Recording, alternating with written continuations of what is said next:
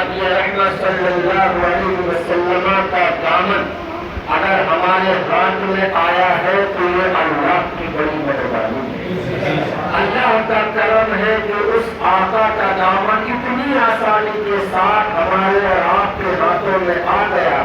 لیکن یاد رکھو نبی رحمت صلی اللہ علیہ وسلم کا جو دامن مبارک ہر کسی کو اتنی آسانی سے ہاتھ نہیں آیا، اور جنہوں نے مشکلوں مصیبتوں کا سامنا کرتے ہوئے رسول اللہ کی دہلیز تک پہنچے ہیں، ان سے پوچھو کہ رسول اللہ کی نسبت اور اللہ کے نبی کے دامن کا مقام اور مرتبہ کیا ہوتا ہے۔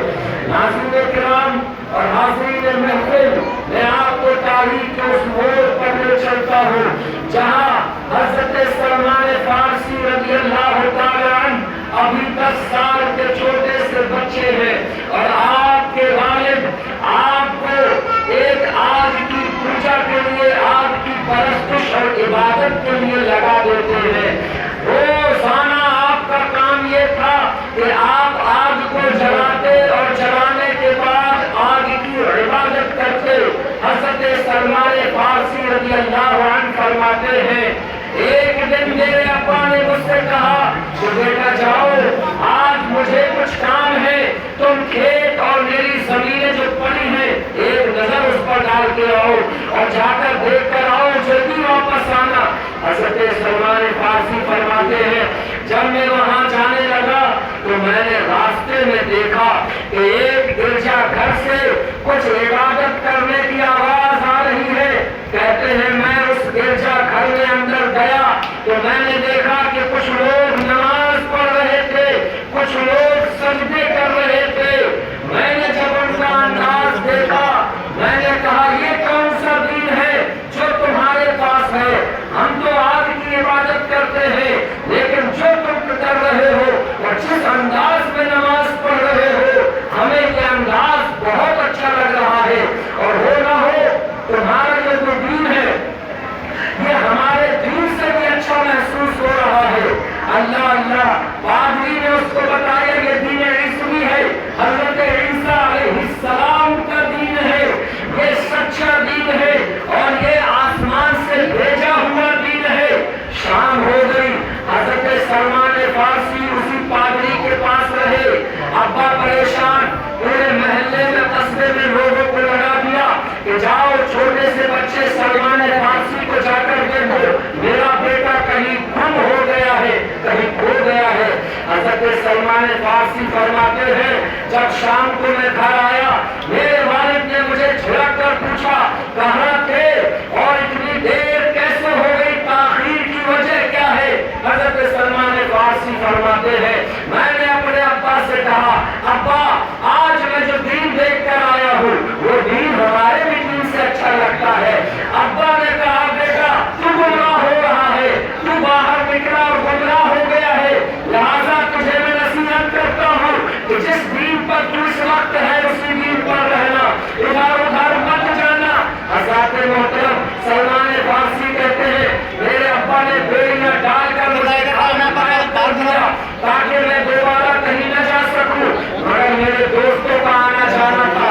میں نے پادری کے پاس خبر پہنچائی کہ دیکھو میں اس دین کو قبول کرنا چاہتا ہوں، بتاؤ کیا راستہ ہو سکتا ہے؟ حضرت سلمان فارسی کہتے ہیں اس پادری نے مجھ سے بتایا کہ اس دین کا سب سے بڑا مرکز ملک شام میں موجود ہے، لہذا تم ملک شام جانے کی کوشش کرو اور وہاں جا کر تم اس دین کو قبول کر لینا۔ حضرت سلمان فارسی فرماتے ہیں کہ میں نے یہ اندازہ لگوایا کہ شام کا قافلہ کہاں سے آ رہا ہے اور کب آ رہا ہے۔ مجھے بتایا گیا کہ ملک شام کا قافلہ فلاں تاریخ میں آ رہا ہے۔ حضرت سلمان فارسی فرماتے ہیں جیسے ہی مجھے اطلاع ہوئی کہ قافلہ ہمارے شہر میں آ گیا ہے میں نے اپنی بیڑیوں کو توڑ دیا اور توڑ کر اس قافلے کے ساتھ چلا گیا۔ میں نے کہا سنو مجھے بھی ملک شام لے کر پہنچو، اس لیے کہ مجھے اپنا دین اچھا نہیں لگتا ہے، مجھے عیسیٰ علیہ السلام کا جو دین میں نے دیکھا ہے وہ مجھے اچھا لگتا ہے۔ ملک شام پہنچے، حضرت سلمان فارسی کہتے ہیں مجھے پادری سے ملاقات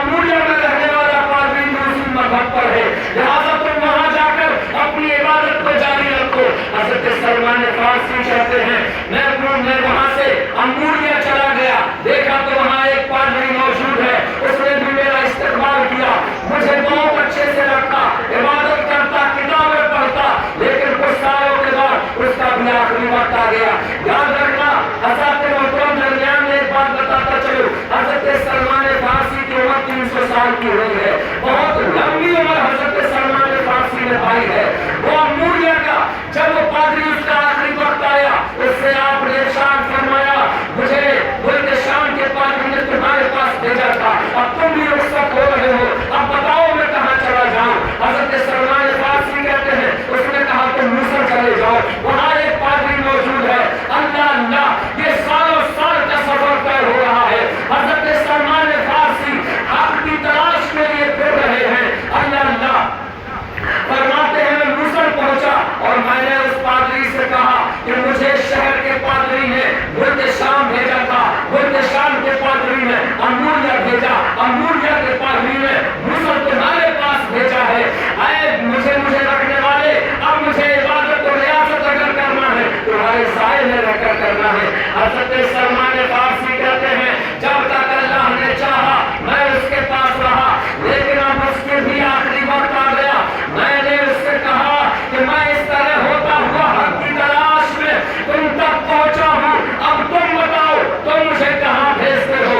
کہتے اس نے ایک آہ بھری اور کہا اب کوئی دنیا میں ایسا نہیں رہ گیا ہے کہ میں جس کے پاس تمہیں بھیج سکوں, سب ختم ہو گئے ہیں, اب ہدایت نہیں مل رہی ہے, میں کس کے پاس تمہیں بھیج دوں. لیکن سلمان فارسی کہتے ہیں اس نے میرے کانوں کو قریب کیا, کہا ادھر آؤ تمہیں ایک راز کی بات بتاتا ہوں. فرماتے ہیں سنو اب کوئی رہ تو نہیں گیا ہے, لیکن میں اپنی کتابوں میں دیکھ رہا ہوں کہ مصطفیٰ کی آمد کا وقت آ گیا ہے, کی آمد کا وقت آ گیا ہے. اے سلمان فارسی اب ہدایت کہیں نہیں ملے گی تو مصطفیٰ کے در پہ ملے گی. حضرت سلمان فارسی کہتے ہیں میں نے پوچھا یہ کیا ماجرا ہے, کہا آخری نبی ہے وہ تشریف لائیں گے, اگر ہو سکے تو تم اسی نبی کے پاس چلے جانا, اللہ تمہیں ہدایت سے نواز دے گا اور اس کے بعد تمہیں کہیں جانے کی ضرورت نہیں پڑے گی. حضرت سلمان فارسی کہتے ہیں میں نے پوچھا ان کی پہچان کیا ہے, کہا وہ مدینہ ہجرت کر کے آئیں گے. مدینہ ایک شہر ہے, کھجوروں کا شہر ہے, وہاں ہجرت کر کے آئیں گے اور ان کی پہچان یہ ہوگی لایا کوئی صدقہ تھا, وہ صدقہ نہیں کھائیں گے, میرا کوئی ہدیہ تھا, ہدیہ کھائیں گے اور ان کے پشت پر نبوت کی مہر لگی ہوگی. حضرت سلمان فارسی کہتے ہیں یہ تین پہچانیں تھی کہ وہ صدقہ نہیں کھائیں گے, اگر کوئی صدقہ کرے گا تو کھائیں گے نہیں, ہاں اگر کوئی تحفے میں کوئی چیز دے گا تو کھائیں گے اور ان کی نبوت کی مہر لگی ہوگی.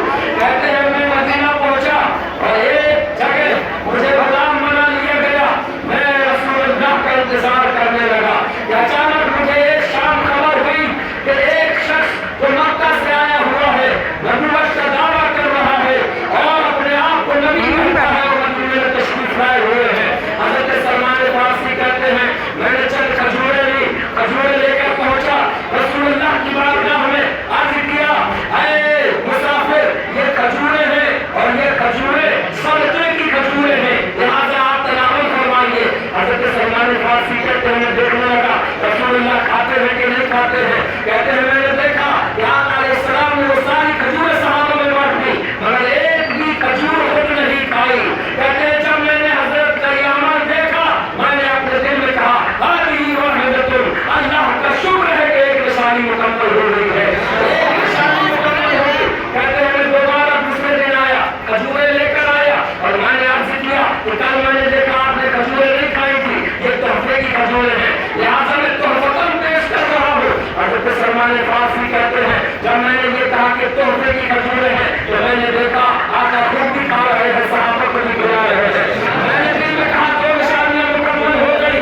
میں پھر واپس آیا, تیسرے دن پہنچا, نبوت کی مہر دیکھنا تھی. رسول اللہ صلی اللہ علیہ وسلم چادر مبارک پہنے ہوئے تھے. کہتے ہیں میں ان کے ارد گرد گھومنے لگا کہ کہیں سے ہوا کا جھونکا آئے اور چادر اڑ جائے اور میں رسول اللہ کی مہر دیکھ لوں تاکہ اتنے دن سے دل میں جو ارمان مچل رہے ہیں رسول اللہ کا کلمہ پڑھ لوں. کہتے ہیں مگر ہوا ہے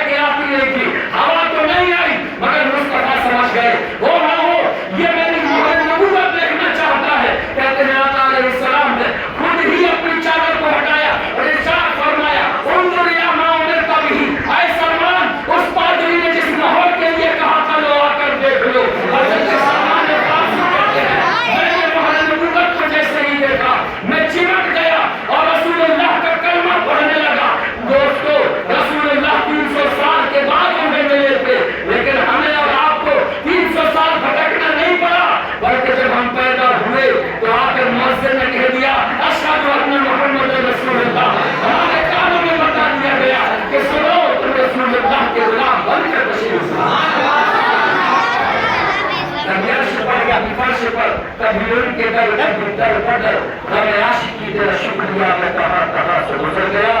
السلام علیکم ورحمۃ اللہ.